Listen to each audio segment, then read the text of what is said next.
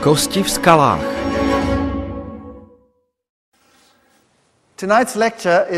Lekcia, ktorú máme dnes večer, sa nazýva Kosti v skalách, pretože budeme hovoriť o fosílnom zázname. A fosílie vždy budili záujem mladých ako aj starších. Takže čo sú tieto kosti v skalách a prečo sú tak odlišné od tých, čo vidíme dnes? Viete, vedci by chceli, aby sme verili tomu, že všetko sa odohralo pred miliónmi a miliónmi rokov a že tieto tvory sa potulovali po zemi niekedy v dávnej minulosti a reprezentovali úplne iný druh života, ako máme dnes. Tak ako sme videli v predchádzajúcej lekcii, prešli sme geologickým stĺpcom, ktorý nikde na svete neexistuje v celku. A tiež sme spomenuli, že v geologickom stĺpci boli tvory, o ktorých vedci tvrdia, že predstavujú evolúciu života od jednoduchého po zložitý. Tak sa to aspoň uvádza v školských knihách. Tak je to prezentované na školách a v podstate tá teória vraví, že eukaryoty, čo sú jednobunkové organizmy, od jednoduchších až po tie, ktoré majú jadro tak ako my, tieto sa vyvinuli počas miliónov rokov. A potom asi pred 600 miliónmi rokov tu zrazu máme tento úžasný záznam života na Zemi, počnúc od všetkých týchto tvorov v priebehu všetkých tých období, až kým sa dostaneme k hominidom v neskorších dobách tohto vývoja. A hovoria nám, že táto evolúcia odzrkadľuje prechod od jednoduchého po zložité. Takto sa to uvádza na školách. Povedia vám, že v spodných vrstvách máte primitívne tvory ako tieto, ale v skutočnosti tam nie sú žiadne primitívne tvory. Toto treba povedať jasne. Neexistuje nič také ako jednoduchý organizmus. Každý organizmus na tejto planéte je veľmi, veľmi zložitý. To, čo tu máme, sú morské živočíchy. Väčšinou morské sesílie. Väčšinou na spodku toho stĺpca, čiže tvory, ktoré lezú po morskom dne. Ak pôjdeme trocha vyššie v tom stĺpci, nájdeme tam tvory, ktoré sa pohybujú a plávajú. Ale na tých organizmoch nie je nič jednoduché. Oni majú veľmi, veľmi zložité biochemické systémy, anatomické systémy, všetko je tam. Všetko bolo vyvinuté. Keď pôjdeme vyššie, v silurianskej vrstve je viac tých lezúcich červov a iný materiál. A potom prídeme do devónskej vrstvy, ktorá je známa ako doba rýb. Teda v devónskej vrstve je mnoho rýb. A ten záznam je plný rýb. Niektoré veľmi zaujímavé fosílie rýb. O chvíľu sa na ne pozrieme. Potom ideme vyššie. Prídeme k rastlinnému materiálu a je zaujímavé, že ten rastlinný materiál, ktorý sme predstavili v Mississipskej a Pensylvánskej vrstve, neobsahuje mnohé kvetové alebo kvitnúce rastliny, alebo tie moderné, a tak sa predpokladá, že tieto boli prvé a tie ďalšie prišli neskôr, hoci tam sú veľmi zaujímavé anomálie, s ktorými sa budeme zaoberať neskôr. Teda takto viac menej, veda vraví, to vyzeralo. Bola to doba papradia a cikát a podobných zaujímavých organizmov. Potom prichádza doba väčších tvorov. Najprv to bola doba obojživelníkov, potom prišla doba plazov, trias, jura, krieda. A zrazu tu máme totálnu deštrukciu všetkého. A potom prichádza doba cicavcov a vtákov. A vravia nám, že toto je ten záznam toho, ako sa vyvinul život. Ale existuje viac ako jeden spôsob, ako sa dá získať záznam. Napríklad, ak by som mal v záhrade jazierko a buldozer príde s hromadou bahna a šup, zasype to moje jazierko, čo by predstavovalo veľkú katastrofu. Ak na dne toho jazierka boli nejaké rastliny a lezúce červy, potom nejaké slimáky na spodku bahna, ak v jazierku plával zlatý karas a na hladine kačica, a ak by sa všetko toto zasypalo, potom by tieto tvory boli pochované v tomto poradí. Teda, ak by som ich jedného dňa chcel vykopať, našiel by som na dne červy, trocha vyššie slimáky, potom tú rybu ešte vyššie v bahne a napokon tú kačicu. Dôjdem k záveru, že z červov sa vyvinuli slimáky, zo slimákov ryby a z rýb kačice? Až tak jednoznačné to nebude. Však cicavce a vtáky majú tendenciu plávať na hladine. A tak existujú aj iné spôsoby, ako vysvetliť tieto štruktúry, ktoré nachádzame vo fosílnom zázname. A ani nemusíme ísť príliš do detailov. Uvidíme, o čom bude ten všeobecný obraz. Takže fosílie, ktoré nachádzame, tiež určujú vek. Napríklad, toto je princíp fosílnej korelácie. Ak nájdem určitú fosíliu v jednej vrstve na určitom mieste a nájdem tú istú fosíliu v inej oblasti, tiež vo vrstve, potom usúdim, že tie dve vrstvy majú ten istý vek. Takže ako sa určí vek nejakej vrstvy? Podľa fosílie, ktorá je v nej. Takže táto vrstva dostane svoj vek podľa svojej fosílie. A táto fosília dostane svoj vek podľa čoho? Podľa svojej vrstvy. To je kruhové uvažovanie, teda daná vrstva je taká stará, pretože tá fosília má ten istý vek ako tá vrstva a tá vrstva má ten istý vek ako tá fosília, pretože tá fosília je rovnako stará ako tá vrstva. Je to jasné? Neexistuje tam žiaden vek. Akýkoľvek vek si zvolíte, bude to v poriadku. Aký len chcete. Dokonca aj staré školské knihy vravia, ak je fosília pokrytá mokrými usadeninami, erózia počasím sa neuskutoční. A z tohto dôvodu rýchle pochovanie je snáď najdôležitejšou podmienkou umožňujúcou fosilizáciu. Predmety musia byť pochované rýchlo, aby nezhnili a tak nezmizli. A potom ďalej sa píše, vodou nesené usadeniny sú oveľa viac rozptýlené než všetky ostatné prvky a tak tvoria veľkú väčšinu fosílií. Teda zdá sa, že všetko bolo pochované vo vode a všetko muselo byť pochované rýchlo. Čo by mohlo v rýchlosti pochovať veľrybu alebo dinosaura okrem nejakej veľkej katastrofy? Naozaj sa zdá, že všetko bolo pochované vo vodnej usadenine, ale vraj nebola žiadna vodná katastrofa. Žiadna potopa. Dáva to zmysel? Veru nie. Ak sa pozriete do súčasných školských kníh, uvidíte takéto obrázky. Dinosaury a potom výbuch nejakej tej sopky. Toto sú alosaury a stegosaury. Prechádzajú sa tu. Pochová ich príval bahna a potom počase nastane nejaká erózia. Odhalí ich. A potom ich môžete nájsť a študovať. Takto nám vravia, že sa to stalo. Ale v skutočnosti takto sa to nestalo. Dôkazy potvrdzujú, že organizmy boli zmyté na určité miesto vodou. Ako dlho to trvá, kým sa niečo zmení na fosíliu? To sme si už povedali. Netrvá to dlho. Pamätáte si tých plyšových medvedíkov, ktoré sa zmenili na fosílie vo vode bohatej na minerály, ktoré sú na to potrebné? Tu je klobúk, banícky klobúk vystavený v múzeu v Austrálii. Pochádza z bane, ktorá bola zatvorená asi pred 30 rokmi a ten klobúk je ako tuhá skala, teda zmenil sa na skalu za veľmi krátku dobu. Dobre teda, pozrime sa na tento fosílny záznam. Tu sú fosílie rýb a ako vidíte, niektoré ryby sa veľmi dobre zachovali. A niekedy sa nájdú obrovské náleziská pokryté rybami. V Afrike, v Juhoafrickej republike máme oblasť, ktorú nazývame Ekka. Je to jedna z tých devónskych dôb a sú tam veľké hromady rýb.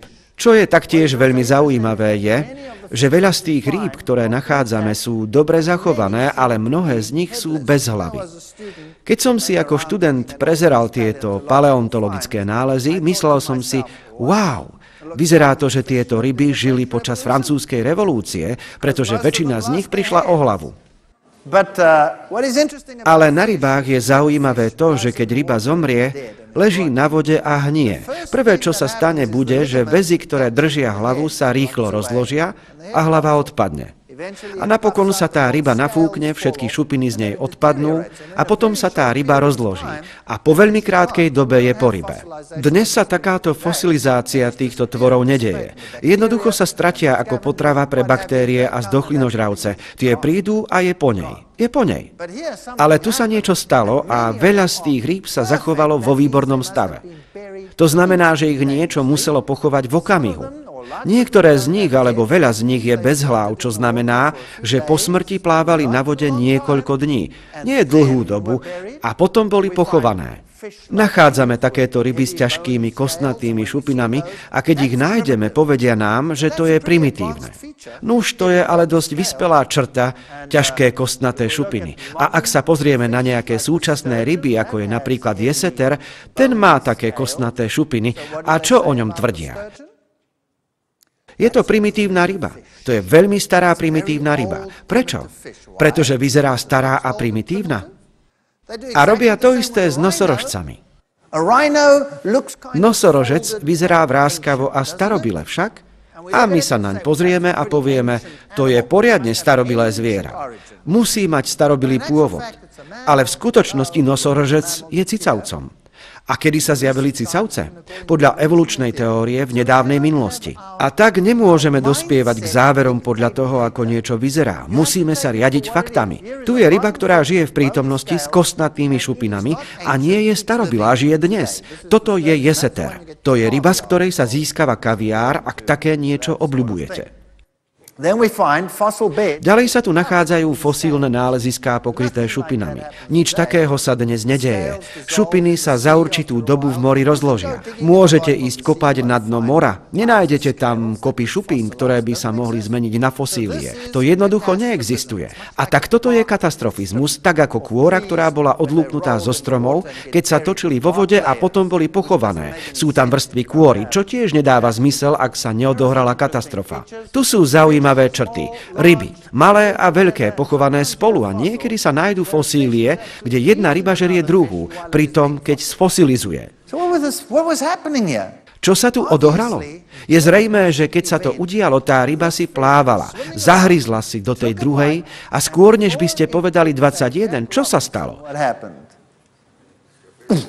Bola pochovaná a bolo po nej. Presne to sa stalo. Toto je katastrofizmus. A táto fosília tuná, táto ryba je perfektne zachovaná. Dokonca je vidno aj malé vlnky okolo nej. Táto ryba bola doslova pochovaná zaživa. V okamihu. Pretože je tak perfektne zachovaná. Prísun kyslíku bol okamžite prerušený. Veda nám tvrdí, že fosílny záznam nie je dokonalý, pretože mäkkýše zvyčajne nefosilizujú. To nie je pravda. V zázname sú milióny fosílií mäkkýšov. Tu je jedna. Toto je medúza. A ako vidíte, je dokonale uchovaná. Vo fosílnom zázname je hromada tvorov, mäkkýšov, ako aj iných, dokonale zachovaných.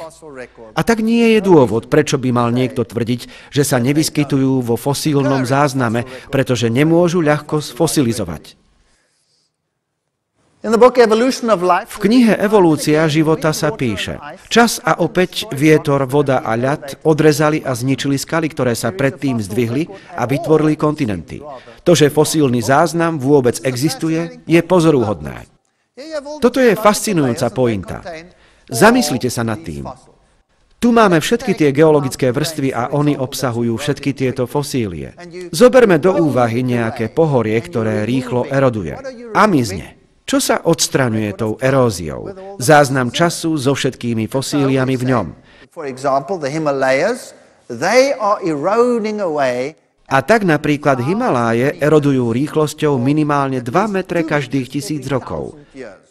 To je presné číslo, ktoré sa uvádza. Okolo 2 metre každých 1000 rokov. To je tak trocha vyše 2 jardov. A je veľmi zaujímavé, že ak to je tak, že postupne miznú, prečo tie hory stále existujú? Veda na to odpovie a povie: hory sú tu stále, pretože tie hory stále rastú. To sa nazýva orogenéza, zdvih hory. To je v poriadku. Celkom dobrá teória. A v skutočnosti tie hory naozaj stále rastú. Je to totiž možné zmerať a ten rast viac menej drží krok s eróziou na vrchu. Ale tu je problém. Ak tento proces už trvá milióny rokov, ak vrchol eroduje, pričom výška sa nemení kvôli tomu zdvihu z dola, je možné stále mať záznam histórie sveta na vrchole? Áno alebo nie?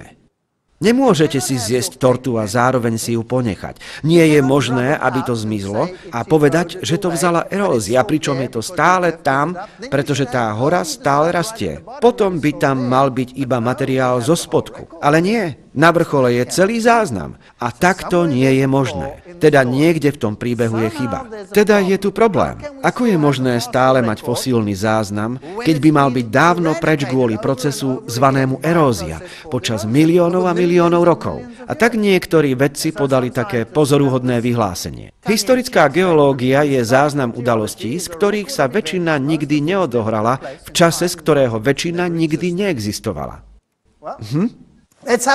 Nuž, pozrime sa, čo ďalej tvrdí veda. Časopis Time pozbieral vyjadrenia vedcov a rozšíril ich všade po svete, aby sa s ním mládež aj všetci ostatní oboznámili. Evolúcia nadzvukovou rýchlosťou. Viete, keď som na univerzite študoval za magistra, učili nás tam darwinizmus. Darwinizmus má aspoň logiku, ale darwinizmus si vyžaduje to, čo nazývame gradualizmus. Postupná zmena počas času z jednej formy na druhú. To je gradualizmus. Lenže keď sa pozriete na fosílny záznam, tam nevidno gradualizmus. Gradualizmus znamená, že by ste mali vidieť malé zmeny, ktoré sa odohrali v priebehu času a získať tak dokonalý obraz tvorov od primitívnych až po zložité vo fosílnom zázname. Nie je to logické? To by sa očakávalo. Ale to sa vo fosílnom zázname nenachádza. V skutočnosti uvidíte, že tie tvory sú tam. A tu máme problém. A tak prišli na scénu neodarwinisti. Ľudia ako Stephen Jay Gould a všetci tí ostatní, čo pracovali na Harvarde a povedali, nie, odohralo sa to takto. Mali sme dlhé obdobia stability a potom rapídne zmeny. A preto nie je vidno tie spojovacie články medzi tvormi. Teda evolúcia nadzvukovou rýchlosťou. Ako rýchlo sa tvory vyvinuli? Keď život explodoval. Veľký tresk v evolúcii živočíchov. Toto je vedecký článok a bol publikovaný v žurnáli Scientific American. Súhrn udalostí, ako sú dnes známe. Teraz sa pozrime, že kto to vydal. Zodpovedná osoba je Jeffrey Levington, profesor a predseda oddelenia ekológie a evolúcie na štátnej univerzite štátu New York v Stony Brook. A tak on je tá kvalifikovaná osoba, ktorá nám môže povedať, ako sa veci majú dnes. A tak sa spýtajme samotných vedcov, čo je status quo. On píše: Kambrická explózia, to je najnižšia vrstva, kde sa život naraz objavil. Bola charakteristická náhlym a zhruba súbežným objavením sa mnohých rozličných foriem živočíchov takmer pred 600 miliónmi rokov. Žiadna iná doba v histórii života zvierat sa nedá porovnať s touto, všimnite si to slovo, pozoruhodnou explóziou evolučnej kreativity. To je veľmi zaujímavé. A potom pojednáva o súčasných tvoroch.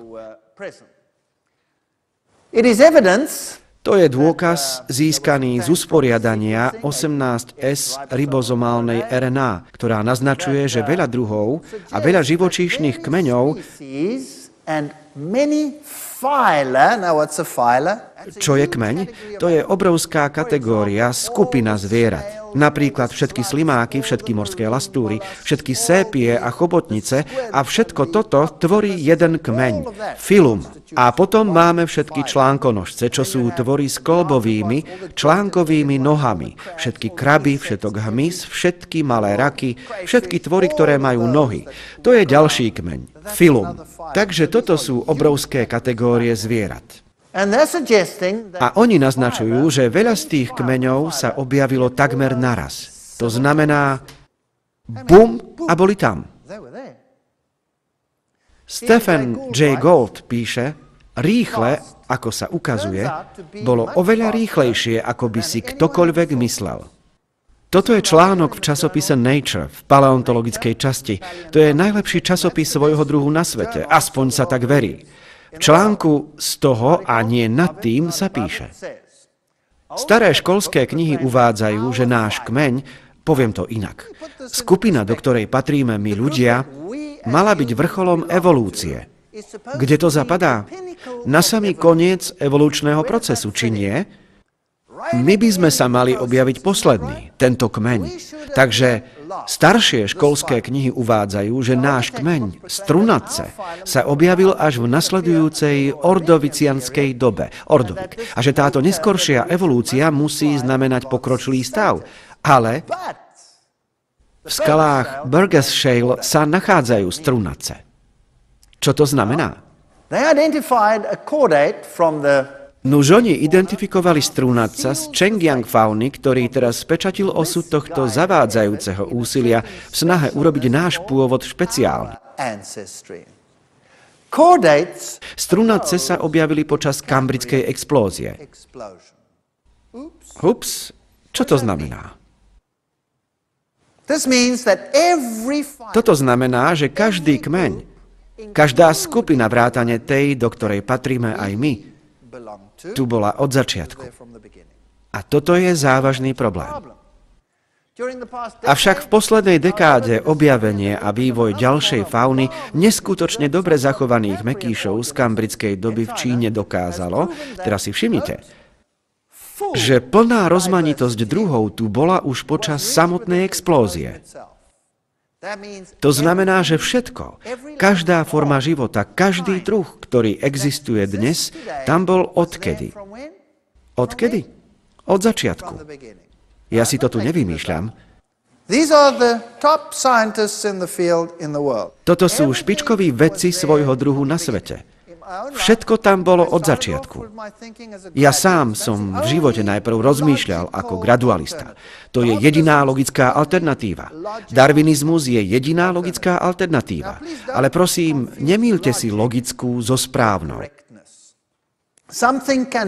Niečo môže byť dokonale logické a zároveň dokonale nesprávne. OK? Teda darwinizmus je logickou alternatívou vo vede. Pozrieme sa na darwinizmus a uvidíme, aké sú jeho trhliny. Ale aby sa všetko objavilo naraz, to nie je možné. A tak sme museli zmeniť mienku. Stali sme sa niečím, čo sa nazýva punktuovaní, okamihoví, ekvilibrionisti. Znie to veľmi pekne. To znamená ekvilibrium, dlhé obdobia ničoho a zrazu bum, rýchla zmena, šup, šup, šup. A všetko je tam. A potom to už nie je až tak ďaleko, len jeden krok k vyhláseniu, že ak tam bolo všetko od začiatku, potom to mohlo byť aj čo? Stvorenie. Je tak? Dáva to zmysel? Mohlo to byť aj stvorenie.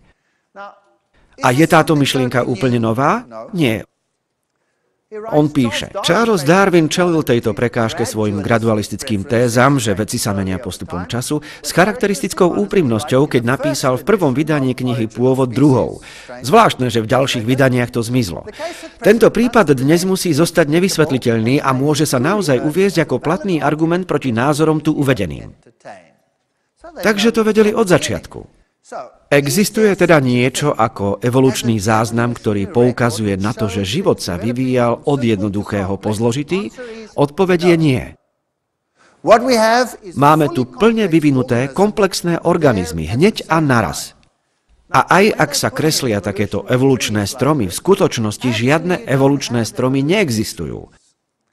Máme niečo, čo nazývame evolučné trávniky. Strom má kmeň. To znamená, že začína jedným kmeňom, rastie ďalej a potom sa rozvetví na rôzne konáre. Teda všetko začalo ako niečo jednoduché, vyvinulo sa a až potom sa začali tvoriť rôzne veci.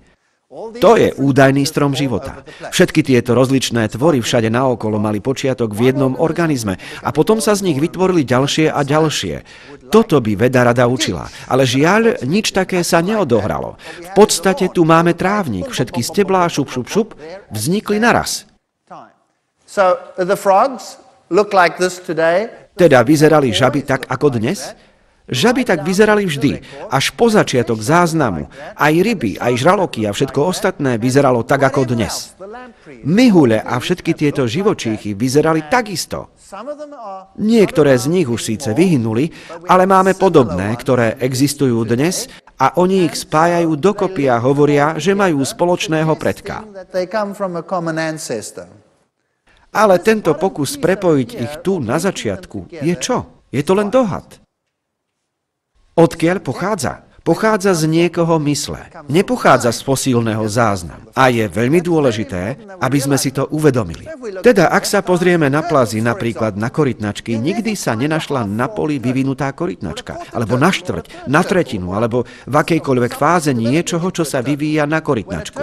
Ak sa korytnačka objaví vo fosílnom zázname, je to čo? Korytnačka, plne vyvinutá.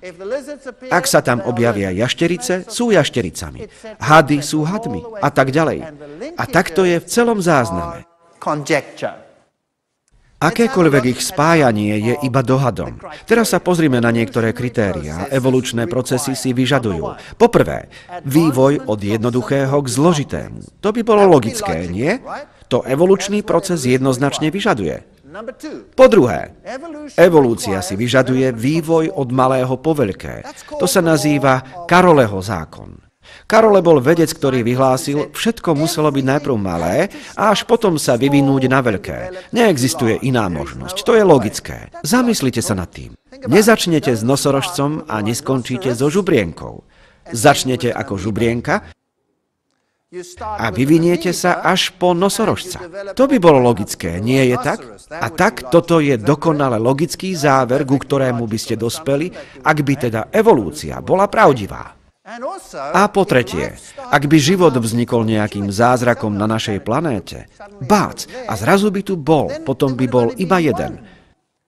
A napokon by z neho vzniklo viac a viac a viac životov. Ak je tá teória pravdivá, tak sme začali od nízkej rozmanitosti po vysokú, to je logické, to by sa dalo očakávať.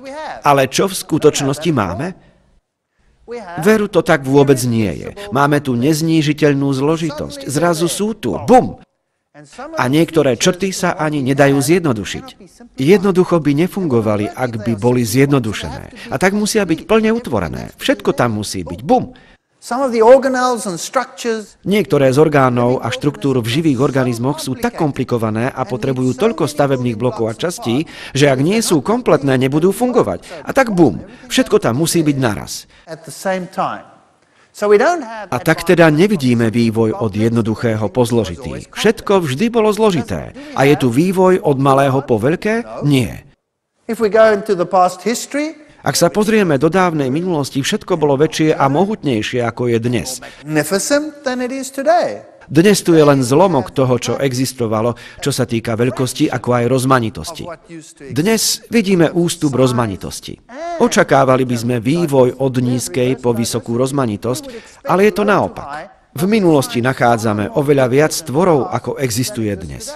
V skutočnosti ostal tu iba zlomok toho, čo kedy existovalo. Teda zisťujeme pravý opak toho, čo by sa malo očakávať. A to je problém. Stephen Gould vo svojom článku Návrat nádejných príšer, obrovských zvierat, v časopise Nature History, a tam sú najlepší vedci. Stephen J. Gould je už mŕtvy, ale jeho odkaz žije. Kmeňové druhové stromy, ktoré skrášľujú naše učebnice, sú založené na domnienke, čo znamená, že pochádzajú z niekoho mysle. Aj keď sú akokoľvek logické, nie na dôkazoch z fosílií. Teda Darwinova teória tohto, čo by sme očakávali, je logická, ak by bola pravdivá. Ale to nenachádzame. Nachádzame pravý opak. A tie druhové stromy sú založené na domnienke. Teda, keď sa pozriete na fosílny záznam a pozriete sa na evolúciu koňa, znázorňujú to takto.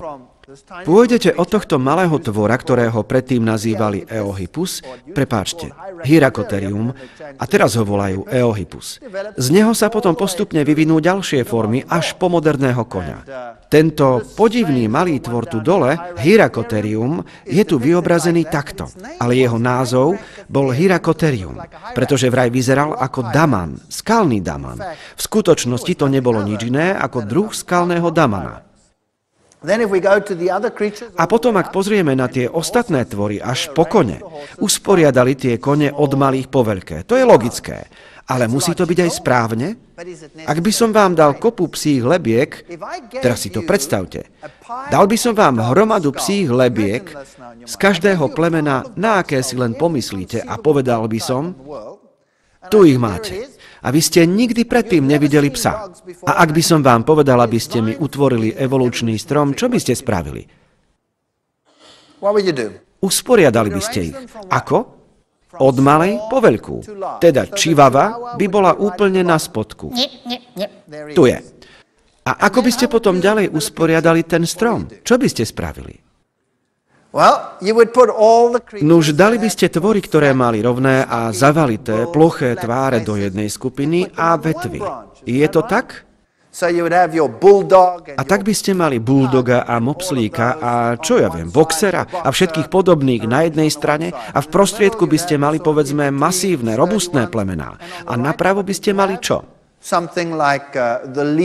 Asi chudé a dlhé typy. Stavače, Afgány, chrty so svojimi dlhými rypákmi.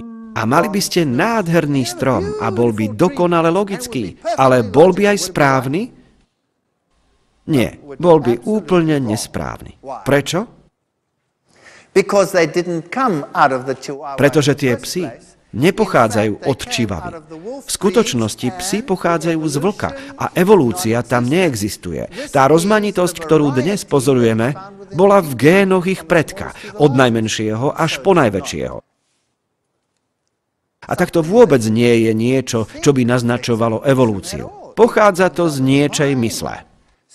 A to isté platí tu. Tieto tvory tu boli pochované vo fosílnom zázname v takomto poradí, od malého po veľkého, áno alebo nie? Odpoveď je nie. Oni tam boli všetky zároveň, žili v tej istej dobe. A ak dáte vedcovi kopu kostí, on potom z nich v laboratóriu dá dokopy strom. No ten je založený na jeho úvahe. A aj keď môže byť akokoľvek rozumná, ale nie je založená na dôkazoch z fosílií. A to je fakt. A tak dnes máme malé kone? Áno, toto je najmenší kôň. Všimnite si, aký je malý v porovnaní s tou rukou. A tu je najväčší kôň. Toto je rozmanitosť v plemene koní v súčasnosti. Toto nemá nič spoločné s evolúciou. Absolútne nič s evolúciou. Je to prakôň? A toto moderný kôň? Nie, oni oba žijú v tej istej dobe. A tu ich máte v celej škále. Tieto kone sú úžasné tvory, ale veľmi sa líšia od ostatných. Toto je špeciálne plemeno koní, ktoré sa dá nájsť iba na Islande. Majú črty, ktoré sú úplne odlišné od črt moderných koní, ale vieme, že aj oni pochádzajú z normálnych koní, ktorých vikingovia vzali na Island pred 1200 rokmi. A tak tieto zmeny, ktoré vidíme, treba vziať do úvahy, ale toto nie je nič iné ako obyčajný kôň. Teraz sa poďme pozrieť na dinosaury a všetky tieto zaujímavé tvory. V časopise Time vyšiel o dinosauroch článok. Budete prekvapení, že takmer všetko, čomu veríte, je nesprávne. Núž to v podstate nie je nič nové. Ako vyzerali? Čím vlastne boli? Boli predchodcami vtákov, tak ako sa dnes tvrdí? Tu je nejaký umelec vylíčil mezozoickú dobu druhohory s týmito tvormi, ako tam pobehujú. Zahynuli v horúcej vode? Ako vyhynuli? Prečo existovali iba v dobe triáz Jura Krieda? Prečo teraz nežijú? Toto je typický strom evolúcie dinosaurov, počínajúc od obojživelníkov a ako sa všetky vyvinuli. A tu sú všetky tie moderné, ktoré sedia na vrchu tohto stromu. Je to pravda alebo dohad? Čo je to? Je to iba dohad, domnienka, ale nie je to založené na fosíliách. Ako k tomu dospeli? Mali všetky tvory, všetky sú v týchto vrstvách. Oni si ich vezmú a dajú ich dokopy. Existuje nejaký tvor, ktorý by bol predchodcom stegosaura alebo niektorého z týchto brontosaura, tyrannosaura rexa alebo triceratopsa? Existuje nejaký medzičlánok, ktorý by k ním viedol? Áno alebo nie? Nie. Ak sú tam, sú tam a týmto končí. To je jediné, čo tam máte. Všetko je plne vyvinuté. Tu v Spojených štátoch sú veľké útvary v Morrisonovej formácii, kde je veľa dinosaurov, ale iba niektorých. Prevažne je tu Allosaurus. Kde sú všetky ostatné? A vraj bol mäsožravcom. Čo jedol? Prečo nie je vo fosíliách aj jeho korisť? Tu je zvláštne zoskupenie fosílií a potom, ak sa na ne pozriete, tieto tvory sú usporiadané v smere toku vody. Tu je Allosaurus. Alebo tento tu hrozný Tyrannosaurus rex. Čo sa stalo s ním? Bol to divoký nebezpečný dravec? Ako ho vylíčili vo filme Jurský park? Všetci tam pobehujú a kričia od strachu. Však? Pretože tento hrozný dravec zničil všetko, čo mal v ceste. Prečo z neho spravili hrozného dravca? Kvôli jeho zubom. Však? Ak sa pozriete na tohto tvora, musíte si uvedomiť zo pár vecí. Toto bolo obrovské zviera, ktoré sa pohybovalo na dvoch nohách a malo vpredu dve drobné laby ako ruky. A ak chcel niečo chytiť, čím by to musel chytiť? Svojimi drobnými prednými labami a musel by sa pritom zohnúť a pokúsiť sa to chytiť zubami, zatiaľ čo jeho korisť sa pokúšala utiecť.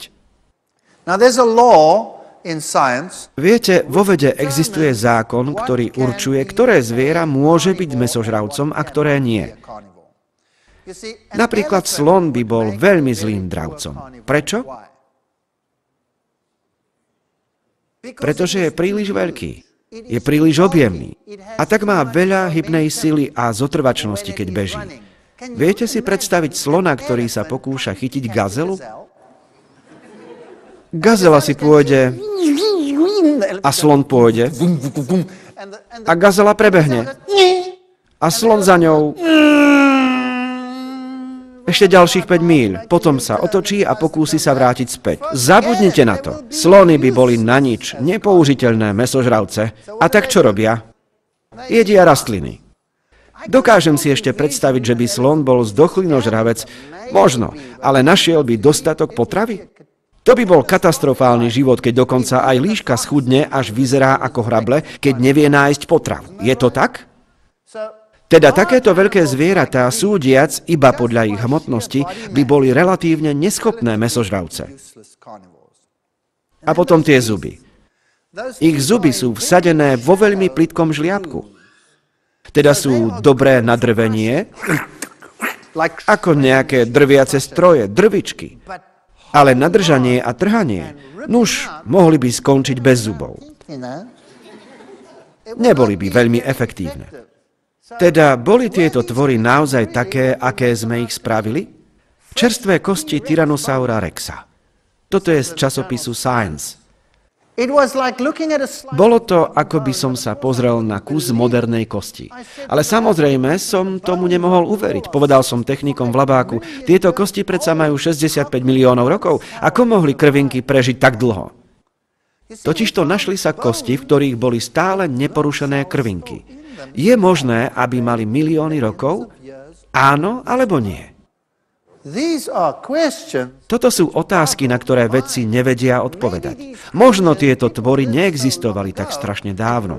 A možno tieto tvory neboli také, ako nám ich vedci líčia. Ak si zájdete do hociktorého múzea prírodnej histórie, uvidíte toto. Pobehujúcich dinosaurov a čo oni všetci robia? Trhajú jeden druhého na kusy. Nie je to tak? Trhajú sa navzájom na kusy. Krvácajú a všade hromada krvi. Jeden kričí a uteká, zatiaľ čo ten druhý mu trhá z boku kus mesa. Také veci uvidíte v múzeách. Tu je ďalšia maľba. Táto pochádza z Britského múzea prírodnej histórie. Tohto tu napadli a je tu veľa krvi a surovosti. A toto vidíte na výstavkách, tam je vidno krv okolo tváre, okolo nôh a také veci. A všetko je tu zobrazené ako veľmi dravé a nebezpečné. Existujú dnes tvory, ktoré majú krátke laby vpredu a veľké nohy vzadu? Áno, máme kengury. Sú to skvelé dravce. Videli ste ich niekedy pobehovať a zabíjať všetko naokolo? A krv je všade naokolo? Nie, nevideli. Totižto ich anatómia nie je na to vhodná. Kde je teda pravda? Bolo to skutočne tak? A ďalej existovali aj malé dinosaury ako tento. Niektoré dinosaury mali iba veľkosť sliepky. Nie veľmi veľké. Vedeli ste, že plazy rastú počas celého svojho života a že sa dožívajú veľmi vysokého veku? Zoberte si napríklad korytnačky. Keby ste mali korytnačku, ktorá má iba niekoľko dní, aká bude veľká? Asi takáto. A ak sa vrátite o 300 rokov, ak sa toľko dožijete, aká veľká bude? Asi takáto. Však?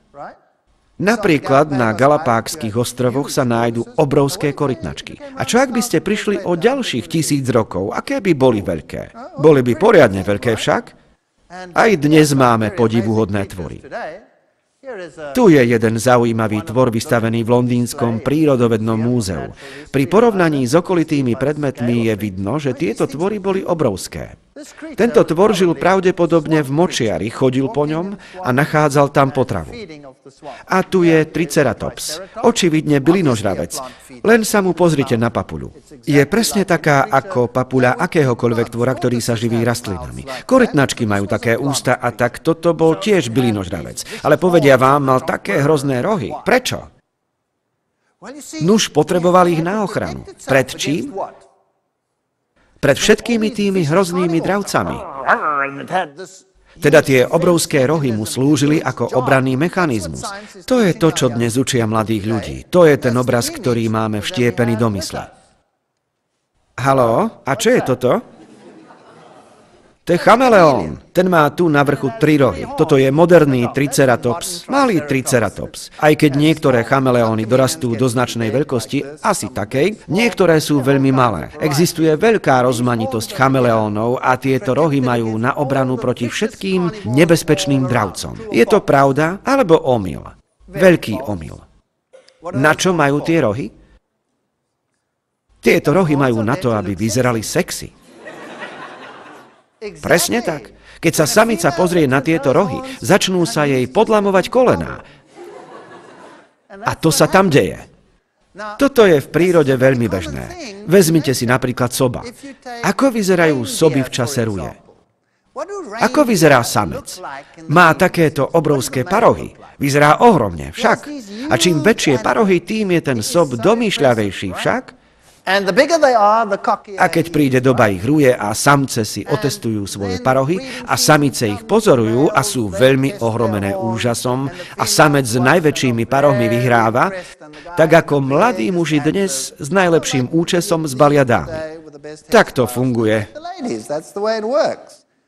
Všetko tak funguje. Ale čo sa stane s ich parohami, keď skončí ruja? Odpadnú im. No čo ak by naozaj slúžili na obranu pred zlými dravcami? Mali by problém celý zbytok roku však? Nemali by sa čím brániť. A táto myšlienka sa vtlka ľuďom do hlavy. Myšlienka, ktorá nie je založená na realite. Tieto tvory sa pravdepodobne nelíšili od jašterov a tvorov, ktoré existujú dnes, boli iba väčšie. Všetko bolo väčšie. Našli sa vajcia dinosaurov? Áno. A múzeá ich zobrazujú v ich hniezdach, ako sa liahnu a predstiera sa, že všetko je normálne. A áno, tieto vajcia sa nachádzajú. Ale ako sa tieto vajcia vyskytujú vo fosílnom zázname? Všetky sú nanesené do veľkých korít. Všetky sú pochované v nánosoch katastrofickej záplavy. Neexistuje nič v prirodzenej zostave, čo by zobrazovalo všetko tak, ako je to dnes. Stopy dinosaurov na mnohých miestach. A ak sa pozriete na to, ako sú tieto otlačky utvorené, zdá sa, že všetky zvieratá v minulosti išli hore kopcom, pretože sa zdá, že väčšina stôp ide do kopca. Nemôžete sa pozerať na dnešnú topografiu, musíte sa pozrieť na to tak, ako to bolo, pretože odvtedy tá zem mohla klesnúť alebo stúpnuť. Takže keď tieto zvieratá urobili tieto otlačky, urobili ich v bahne a zdá sa, že všetky utekali do kopca. Prečo by zvieratá utekali do kopca? Čo dokáže prinútiť zvieratá utekať do kopca? Že by stúpajúca voda? Je taká možnosť? Existuje vyše 100 publikovaných teórií o tom, ako vyhynuli dinosaury, od fascinujúcich až po absurdné. Vysvetľuje niektorá z nich smrť dinosaurov? Aké sú fakty? Prečo sa toľko teórií snaží vysvetliť to, čo je dokonale samozrejmé? Totiž všetky dinosaury, ktoré sa našli, sú pochované v obrovských záplavových oblastiach, nánosoch, nanesené vodou do svojej polohy, dokonca aj orientované v smere prúdu záplavovej vody. A akékoľvek vajcia, čo sú tam, sú nanesené vodou do svojej polohy. Ale vraj žiadne z nich nezahynuli počas záplavy. Dáva to zmysel? Mne to nedáva žiaden zmysel. A potom prídeme k vtákom. Ale vtáky sú veľkou témou samé o sebe a tak si ich necháme na nasledujúcu časť.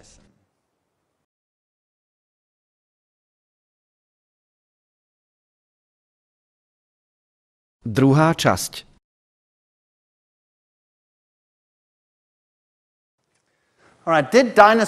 Dobre teda, pochádzajú vtáky z dinosaurov? To je veľmi zaujímavá otázka. Vedci tvrdia, že áno. To je aspoň to, čo sa učí. To sa učia deti v školách. Veru áno. Tu sú oviraptory a velociraptory. A všetky tieto zvláštne tvory všade naokolo zobrazené, ako sa starajú o svoje vajcia. A máme fosílie, kde sú perá a vraj bola tu premena z dinosaurov na vtáky.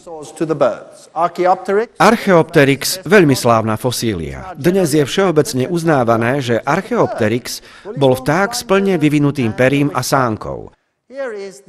Tu je dnešný hlavný kandidát na tú premenu. Toto je Sinosauropteryx.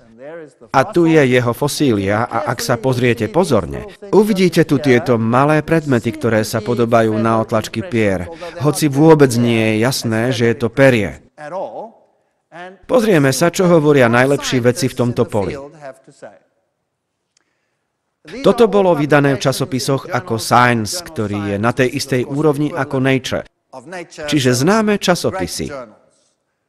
Nový výskum ukázal, že vtákom chýba embryonický palec, ktorý mali dinosaury, a to poukazuje, že je takmer nemožné, aby tieto dva druhy boli blízko príbuzné. Tu je ďalší citát. Tým pod vedením experta na vtáky Alana Feducia, vedúceho biológie na Univerzite Severnej Karolíny, skúmal vtáčie embryá pod mikroskopom a publikoval svoje poznatky v časopise Science. Tým pod vedením Johna Rubena, experta na dýchaciu fyziológiu na Univerzite štátu Oregon, analyzoval fosílne obrysy Sinosauropteryxových vnútorností. Jeho mechovité pľúca sa nemohli vyvinúť na vysokovýkonné pľúca moderných vtákov.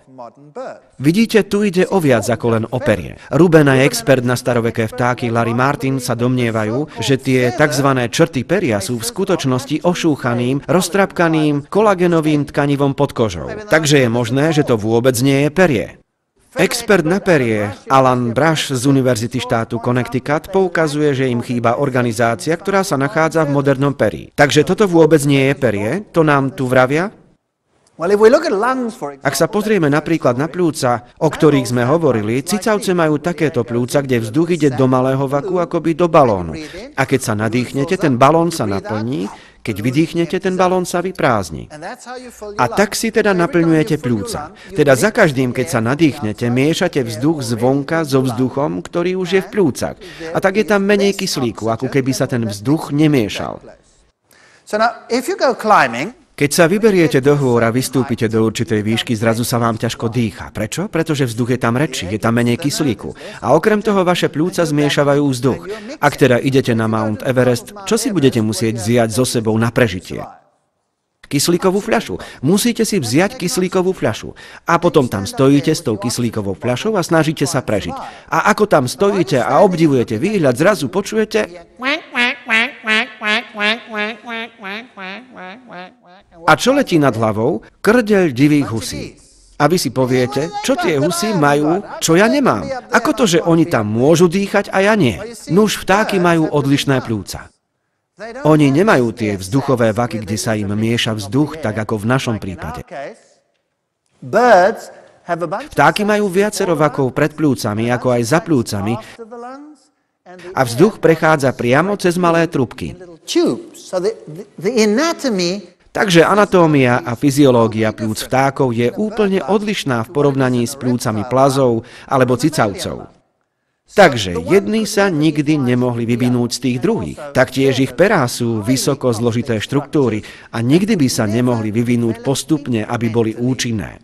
Buď tam museli byť plne vyvinuté, alebo by boli nepoužiteľné na let. Buď jedno, alebo druhé. Takže tu je obrovský problém vo fyziológii. Tu sú ďalšie výroky. Stors Olson, kurátor vtákov v Národnom prírodovedeckom múzeu v Smithsonovom inštitúte, napísal odpoveď na článok z časopisu National Geographic, ktorý vytruboval do sveta, že je faktom, že vtáky pochádzajú z dinosaurov. Počúvajte, že čo im tento expert napísal. Obrázky, na ktorých sú dinosaury s perím, sú jednoducho výmyslom a nemajú miesto inde než v sci-fi. Povedia vám niečo také na školách? Áno alebo nie? Nie, nikto sa to nedopočuje. Šíri sa tam iba jednostranná propaganda. V skutočnosti toto je neférová veda, pretože je založená na klamstve. Predstavu dinosaurov s perím, ako aj pôvod vtákov z teropoda, aktívne propaguje káder zanietených vedcov, ktorí spolupracujú s určitými redaktormi v časopisoch Nature a National Geographic.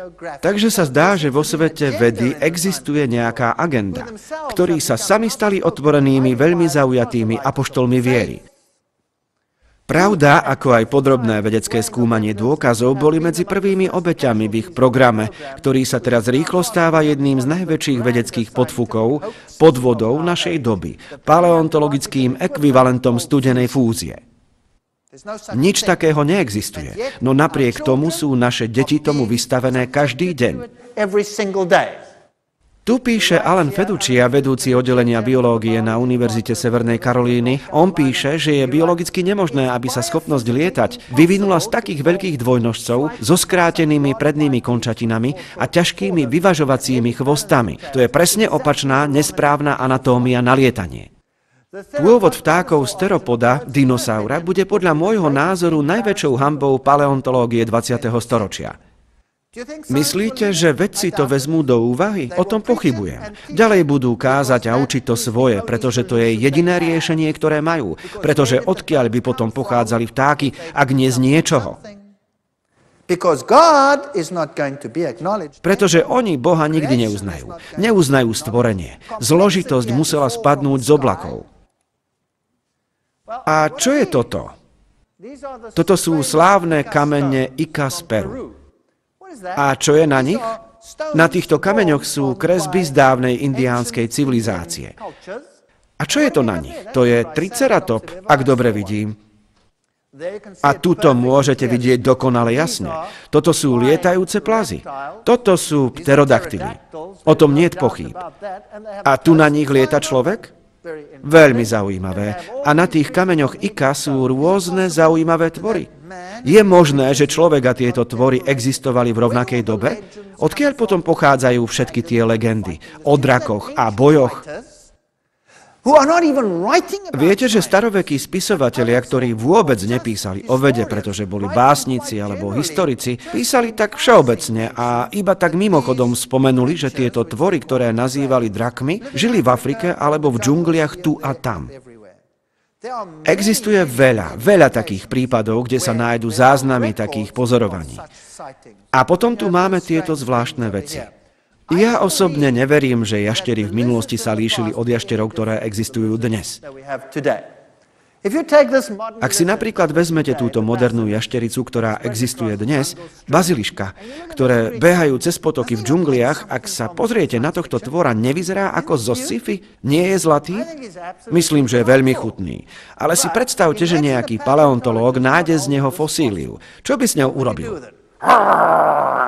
Zrazu by to bol najhroznejší tvor pod slnkom. Pričom v skutočnosti je to malé, milé stvorenie, ktoré si tam sedí a je tam na potešenie oka.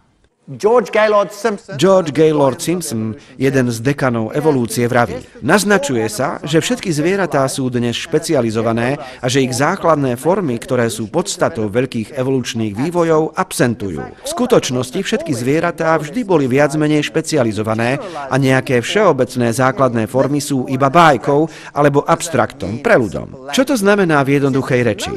On vraví: niečo ako jednoduchý tvor, ktorý sa vyvinul na zložitého, neexistuje. Je to mýtus. Ak sa pozrieme na fosílny záznam, všetko je zložité naraz. Čo máme dnes vo svete? Vedci súhlasia, že svet čelí hromadnému vyhnutiu živočíchov. Štvrtina cicavcov čelí vyhnutiu. Ostáva iba 10% veľkých morských rýb. To je to, čo svet vie. A toto je overeným faktom. Teda všetko mizne. A to vysvetľuje, prečo bolo v minulosti všetkého viac ako dnes. Nedáva to zmysel? Ak pomaly všetko vyhubíme, alebo všetko vymrie, skôr či neskôr nám zostane čo? Nič. Prirodzený výber a prežívajúci silnejší konajú skvelú prácu v odstraňovaní všetkého z planéty. Teda ak sa pozrieme do minulosti, bol to oveľa väčší a pestrejší svet, ako máme dnes. A vedci úmyselne prekrúcajú tú skutočnosť. Im sa to tak nezdá. Tie tvory jednoducho existovali a tak mladí ľudia, ak by sa svet obnovil na taký, aký bol v minulosti, to by bola nádhera. Koľko rôznych tvorov by tu bolo? Ak sa pozriete na fosílny záznam, sú tam zvláštne tvory, ktoré dnes neestvujú. Čo sú to amonity? Amonity sú veľmi, veľmi zložité, sépiovité živočíchy, ktoré žili v mušli a plávali si po mori tak, ako moderné sépie alebo kalmary bez mušlí. Takže sú tam tieto tvory, ktoré sú zložité, nič na nich nie je jednoduché. Toto sú trilobity, vylíčené ako starobilé a ako prvé organizmy, ktoré sa vyvinuli, čo sú hlúposti, pretože ako sme videli, všetko tu bolo naraz. A aké sú to tvory? Toto sú článkonožce veľmi zložité, dnes už nežijú, ale na nich nie je vôbec nič jednoduché. Vrtali si tu tunely a mali na to všetko vybavenie, ktoré potrebovali. Toto je Nautilus, pradávna tzv. Žijúca fosília. Toto je živý a tu je fosília, boli identické, nič sa nezmenilo. Ak sa pozrieme na morské organizmy a na ostnatokožce ako morské hviezdice a krehké hadovice a všetky tieto tvory, tu je ich fosília. Tu je živý tvor, nič sa nezmenilo. Nič. Keď sa nájdu v zázname, vyzerajú tak a dnes žijúce vyzerajú tak. Toto sú niektoré z fosílií, ktoré môžeme pozorovať. Všetko je identické s tým, čo existuje dnes. Nič sa nezmenilo. Teda kde je ten príbeh o vývine z jednoduchého na zložité? Neexistuje. Buď tam ten tvor je, alebo nie je. Pozrite na tieto krinoidy, ľaliovky. Toto sú morské ľalie, veľmi zložité. Presne také isté v minulosti ako dnes. Tu sú mušle vo fosílnom zázname, tu sú živé. Tu je fosília korytnačky, tu je živá, žiadna zmena. Vôbec nejaká zmena. Fosílie, živé tvory, identické. Krab trnistý, tak ako vraj vyzeral pred miliónmi rokov, a dnes nezmenený. Pajazíček údajne spred miliónov rokov a dnes nezmenený. Latiméria podivná? Toto je ryba, ktorú poprvýkrát objavil Smith v Afrike a povedal, toto je živá fosília. Toto je vraj ryba, tvor, z ktorého sa vyvinuli pozemské živočíchy. Takto vyzerali a keďže majú také malé nohy, dokázali chodiť. Ale dnes existuje veľa rýb, ktoré to dokážu, nie len táto.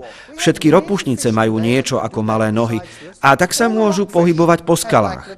Takže neboli to predchodcovia pozemských tvorov, niektoré dokonca dokážu aj skákať. Nie je to fascinujúce? Pozrite sa na veľkosť tohto žraloka. To je fosília. A toto je súčasný žralok. Nič podobné dnes neexistuje.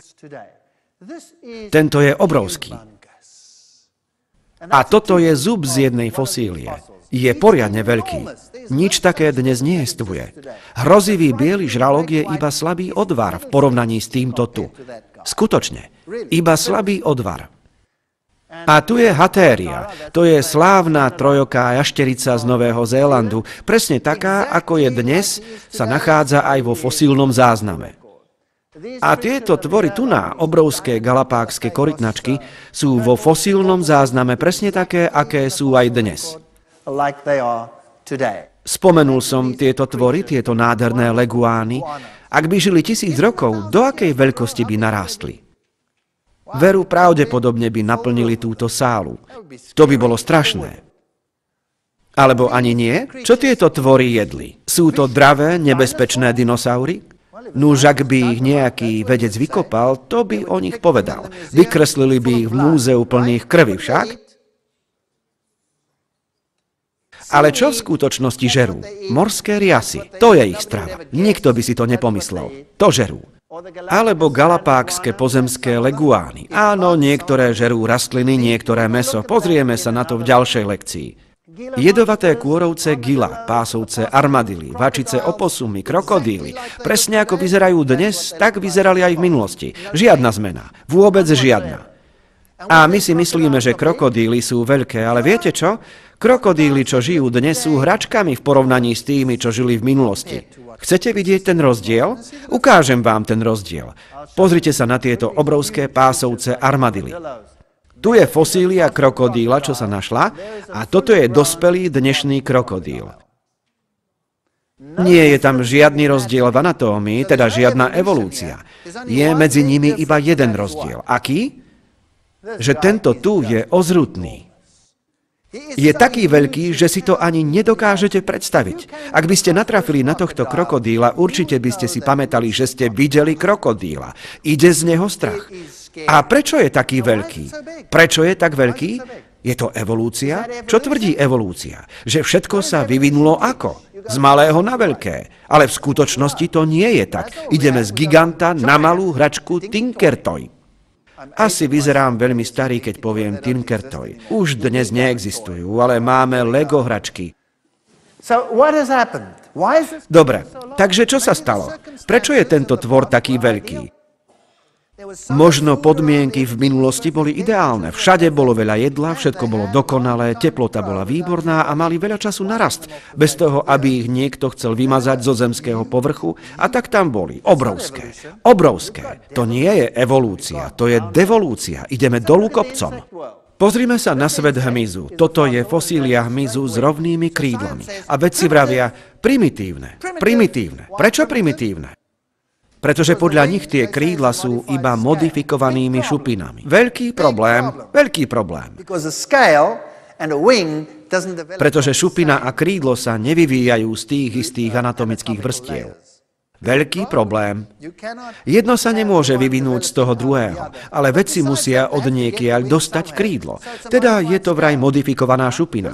Tento tvor si nedokáže zložiť krídla, samozrejme.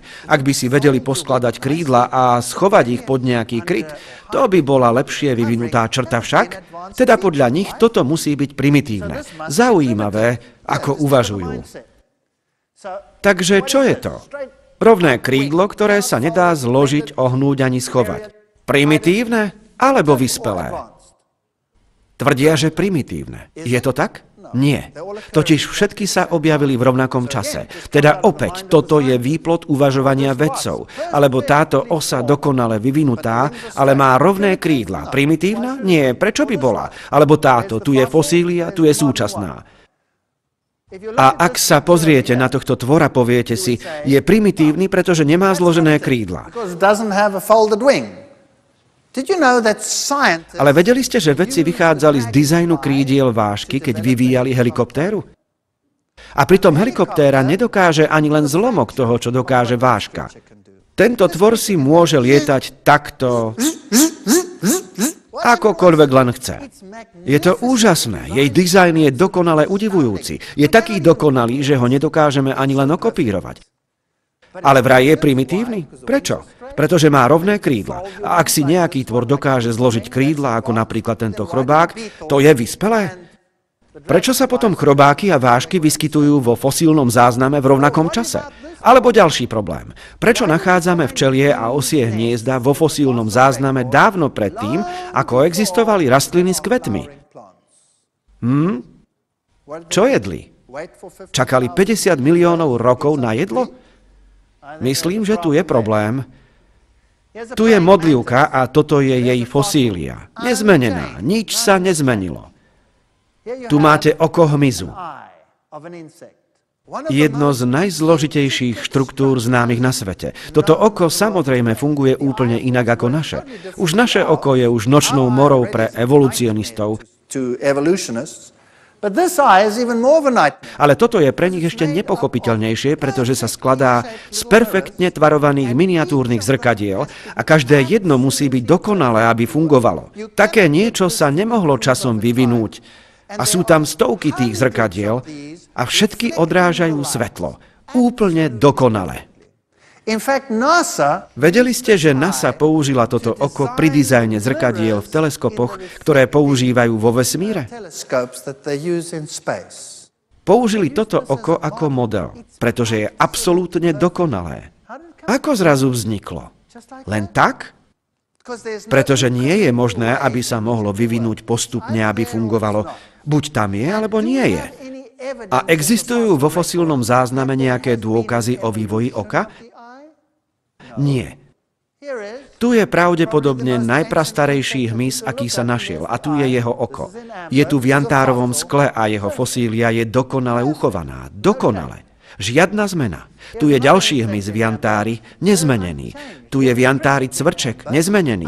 Nenašli sa vôbec žiadne dôkazy o nejakej zmene. Toto je mravec. Nečudo, že tento mravec vraví tomuto mravcovi: Fred, to je neuveriteľné, je to už 60 miliónov rokov, čo som ťa naposledy videl, a ty si sa vôbec nezmenil. Teda je pravda to, čo nám vedci tvrdia, že sme sa vyvinuli z jednoduchých na zložitých? Je to pravda? Nie. Vedci sami tvrdia, že všetko bolo od počiatku zložité. Nie je nič také ako vývoj z jednoduchého na zložité. Neexistuje to. A je pravda, že sme sa vyvinuli z malých na veľkých? Nie. Zmenili sme sa z veľkých na malých. Teda ideme hore kopcom alebo dole kopcom. Ideme dole kopcom. Je pravda, že život sa vyvíja od nízkej rozmanitosti po vysokú? Nie. Vyhynutím mizne stále viac a viac a viac a viac živočíchov z našej planéty. A vedci kričia na plné hrdlo, že ak to nezastavíme, nezostane nám nič. Ideme od vysokej rozmanitosti po nízku a je pravda, že zvieratá sa v zázname vyskytujú postupne, alebo sa tam vyskytujú odrazu a naraz? Čo odhaľujú vedecké dôkazy, o ktorých sme tu diskutovali? Že sa objavujú odrazu a naraz. Zamyslite sa nad tým všetkým. Ja si to nevymýšľam. Bol som evolucionistom, veril som v evolúciu. V skutočnosti som nenávidel Boha. Nechcel som s ním mať nič spoločné a nemal som na výber iba byť evolucionistom, pretože som Boha vypustil z rovnice.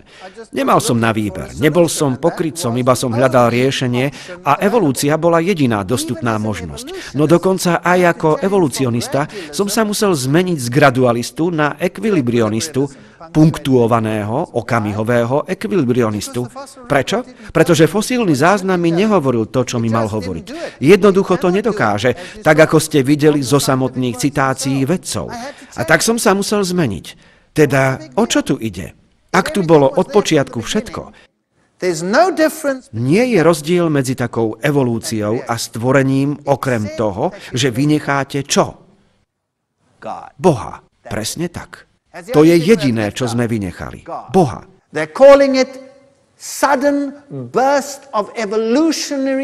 Oni to nazývajú náhly výbuch evolučnej tvorivosti. Len vynechali z rovnice Boha. Tak je to. Teda existuje Boh, alebo neexistuje? Nuž rozhodnite sa sami. Toto je veľvičia. Veľvičie sú rastliny, ktoré nezomierajú, iba rastú, rastú a rastú, až kým nie sú veľmi, veľmi staré. A máme tu obrovské veľvičie v namíbijskej púšti a oni nám vravia niečo o tom, ako dlho všetko existuje. A ak sa pozriete na najstaršie stromy na svete, čím je známa borovica ostitá, koľko rokov majú najstaršie stromy? Už najstaršia veľvičia má asi 4 až 5 tisíc rokov. Najstaršia borovica ostitá, koľko má rokov? 4 až 5 tisíc rokov. Nedávno tvrdili 6 tisíc, ale potom si uvedomili, že nepočítali správne letokruhy. A tak dnes každý súhlasí, že má 4 až 5 tisíc rokov. Tak veru. Alebo ak zájdete do Redwoodského národného parku, čo nájdete? Obrovské stromy. Naozaj obrovské. A toto sú lesy prvej generácie. Tieto stromy sú úžasné, lebo majú ohňovzdornú kôru. Teda ak sa aj lesom preženie požiar, tieto stromy prežijú. Sú to lesy prvej generácie, teda pred nimi nebolo nič. Koľko rokov majú najstaršie stromy na našej planéte? 4 až 5 tisíc rokov. A ak sa pozriete na riečne systémy na svete, vy tu máte rieku Mississippi. Tečie dolu s pádom a uloží všetky nánosy v Mexickom zálive a tam sa nedeje žiadna subdukcia. Bahno sa odtiaľ neberie. Všetko je pekne uzavreté a tak všetko, čo Mississippi priniesla so sebou, je kde? V Mexickom zálive. To isté platí pre Níl. Všetko, čo Níl so sebou priniesol, je kde? V Stredozemnom mori. A ak sa pozriete na ústie Nílu, uvidíte obrovskú deltu, kde sa všetky tie nánosy počas celého veku usadili. A vedci vedia presne, koľko tých nánosov rieky prinášajú so sebou, pretože ľudia stavajú v riekach priehrady a tieto priehrady sa napokon naplnia nánosmi a potom už nie sú priehradami, sú na nič. A tak musia zistiť, či to dáva ekonomický zmysel tam postaviť priehradu. A robia to tak, že dajú do vody siete a sondy, aby odmerali, koľko materiálu rieka prináša so sebou za rok. A robia to počas niekoľkých rokov, aby vypočítali, koľko rokov to potrvá, kým priehrada bude k ničomu. Dáva to zmysel, či nie? A tak to spravili aj s Nílom. A potom si už len vezmete satelitný záber a môžete zistiť, koľko nánosov so sebou Níl priniesol počas svojej celej existencie. A viete čo? Neexistuje žiadna rieka, ktorá má viac ako 4 až 5 tisíc rokov. Taká neexistuje. Neexistuje ani žiadna rastlina, ktorá má viac ako 4 až 5 tisíc rokov. No vy možno poviete, ale počkaj. Máme archeologické dôkazy, máme nálezy z rôznych miest z Číny, ktoré nasvedčujú, že všetko je podstatne staršie. Áno, keď som bol školák, učili nás to. Keď sme mali egyptológiu, vraveli čo? Že Egypt existoval koľko tisíc rokov pred Kristom, pred našim letopočtom. A potom, ako sa tie nálezy nahromadili, čo sa stalo s tými vekmi? Čo sa s nimi stalo? Čo sa stalo s vekmi v Číne? Čo sa stalo s vekmi v Egypte? Čo sa stalo s vekmi v Mezopotámii? Čo sa s nimi stalo? Začali sa skracovať a skracovať a skracovať a teraz... Ak sa niekto opováži povedať 3000 rokov pred Kristom, mimochodom to je iba 5000 rokov od dnes, dajú preto plus, mínus. Prečo? Pretože dobre vedia, že za pár týždňov sa tá doba skráti. Prečo?